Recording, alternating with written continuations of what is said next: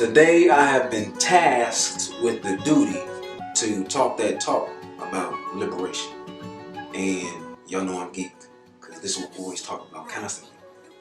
In case y'all didn't know, Murdock LLC is empowering communities to leverage their influence to fuel efforts for Black liberation. And so this opportunity is very much so right up our alley. And we do that mission by talking, teaching, and storytelling. And so again, I'm thankful for this opportunity. As we talk about liberation in this moment in time, during this movement to make Black Lives Matter, that continues to be led by incredible Black women, I think that high level, there are 3 steps that can help us thrust past the thrashing of white supremacy in this guide to Black liberation. And I will not take too much time to break down all 3 steps, because I ain't here for that. There's a number of other people who can offer their perspectives on what this process might look like. And I would also like to, not sinfully, but with great intentionality, suggest that once you get the first step, the other 2 make so much sense and almost will happen organically and naturally. So today, as we talk about thrusting past the thrashing of white supremacy, this guide to Black liberation, I'd like to focus on the first step. Murdock, what's the first step? That's a fantastic question. The first step, you got a pen and pad, a pad and a pen. You got a pencil and a piece of paper and a pencil. Grab that writing utensil and the tablet upon which you plan to record, because now it's time to listen. The first step in this guide to Black liberation, thrusting. I was gonna thrust, but I ain't gonna do that. Thrusting past the thrashing of white supremacy comes in seeing ourselves outside of the context of whiteness and white supremacy. I'm gonna say that again for people in the back who are slow to get to your pen and paper or your pencil and pad. And it's the first step in thrusting past the thrashing of white supremacy. This guide to Black liberation is seeing ourselves outside of the context of whiteness and white supremacy. My oratorical mentor, Dr. Frederick Douglass Haynes III, and I know if you listened to me before, you know what I'm about to say. Guess what? I'm gonna keep on saying, because my oratorical mentor. Gotta show love where love is due. A text without context is merely a pretext for counting people. That's another fantastic point to ponder and to write during this random irrelevant moment with Murdock. A text without context is merely a pretext for counting people. Murdock, when your oratorical mentor, Dr. Frederick Douglass Haynes III, was talking that talk on the Breakfast Club and articulated that quote, what did that brother mean? I'm glad you asked. It's a fantastic question. What that brother was suggesting, what that brother was insinuating, what that brother was explaining was that too often in his story, the white man's story in these divided states of America, shout out to my brother Mike G and GP, was that reality was skewed, was twisted, was told without the context that sat in truth. And because that text did not sit inside of context, we were conned into believing a lie. And as we talk about in this incredible moment, efforts for Black liberation, we must not be complicit in conning ourselves out of this incredible opportunity by continuing to see ourselves inside of the context of whiteness and white supremacy. So as we talk about efforts for Black liberation, Murdock, what's the steps? I ain't gonna tell you all 3, because that ain't necessary. But I'm gonna tell you step number 1, because that's where the game has begun. And once we get step number 1, it's almost guaranteed that we will one day win. I was gonna say 1 to rhyme, but that's not gonna make sense, because I had a rhyme that was right on time. Alrighty, time to go. Okay. Let me get back to what I'm talking about. First step, see yourselves outside of white supremacy and whiteness. Because if we continue to contextualize our story within the context of white supremacy, we're going to get conned out of this incredible opportunity called the movement to make Black Lives Matter, being led by incredible black women. Now, practically speaking, we can say, or theoretically, we can say that the goal here is to see ourselves outside of white supremacy. But Murdock, what does that mean practically? That's another fantastic question. Y'all keep asking these questions. I'm loving it.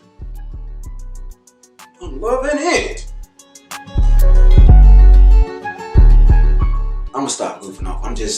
I'm excited when you're able to, and this is something that's a constant experience. When you have the opportunity to see yourself outside of white supremacy and whiteness, y'all, you see a whole new. I'm not gonna start. You see yourselves in a whole new light, a whole new world, and I'm telling you that world is so not white. I can't help but smile and show my pearly whites a giggle every now and then because it's so different. It's so drastically different. You ever been in a dream and woke up smiling? Yes, we must dream by any means, but then you wake up smiling because you're so geeked about what you just saw.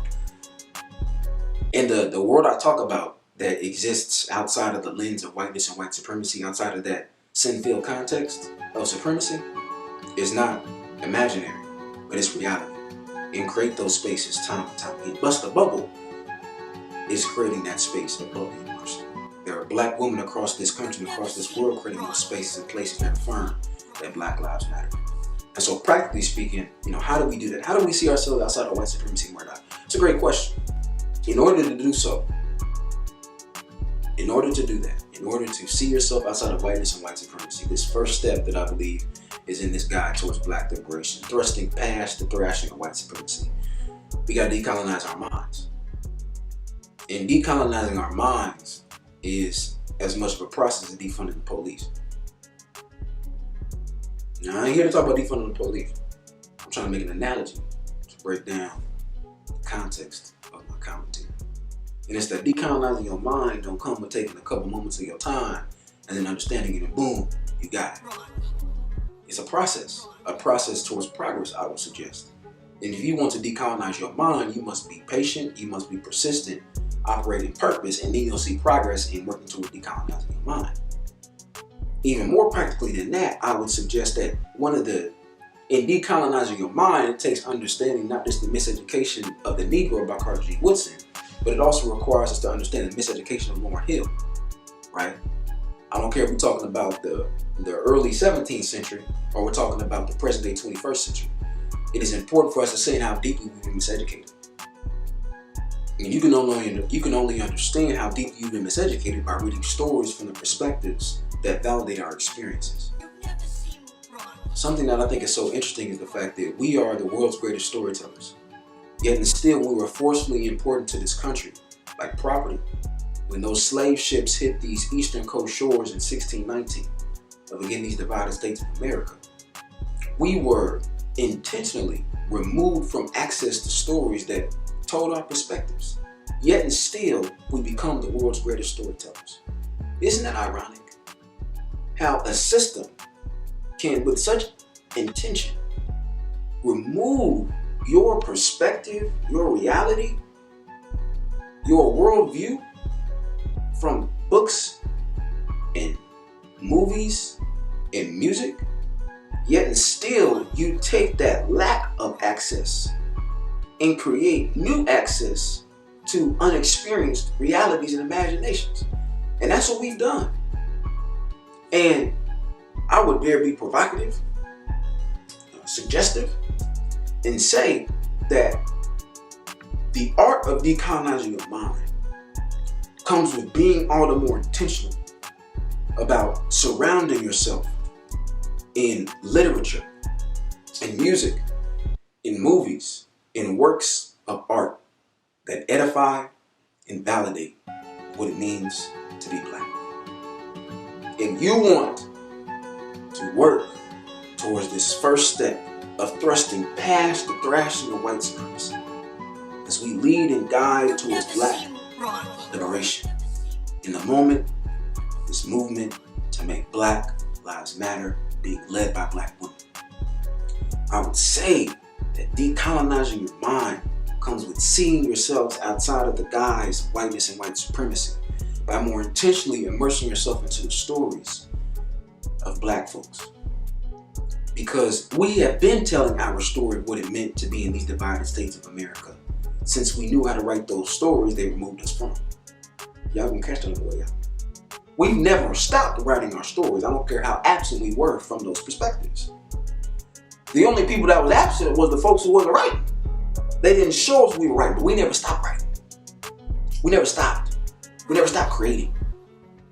That's one of the most beautiful parts about this moment in time right now with social media. And it's that, yes, we can scroll on our social media screens and see an ad for a new t-shirt and then see blood-plastered t-shirts of young black men. Yes, we see that. But on the flip side of this trauma, we also see this triumph. And we see more black women creating businesses in 2019 than any other demographic. Because not only are black women leading this moment in a movement called Black Lives Matter, they are also teaching us what it means to strive for economic independence within the entrepreneurial field. Social media allows us access to more platforms, to more content creators, and to more stores than we've ever seen before, naturally contradicting the context of that sin-filled suggestions of white supremacy and whiteness. And so as my commentary on today comes to a close, again, I would like to make the not sin-filled, but suggestive notion, idea, that if we are to work with intention and strategy in thrusting past the thrashing of whiteness and white supremacy, the first of those 3 steps in the guide towards black liberation, in the context that is not conning us out of this incredible opportunity, in the midst of this moment within a movement being led by black women of making Black Lives Matter more, y'all, it comes with decolonizing your minds. And it comes with intentionally immersing ourselves into the perspectives, into the ideas, into the views of what it means to be black now. Because we are who we need in moments like these. Never forget, Murdock is about we and not me. And there's not a single moment I will spend not thinking about us. And this was another random but relevant moment with Murdock. Thank y'all very much.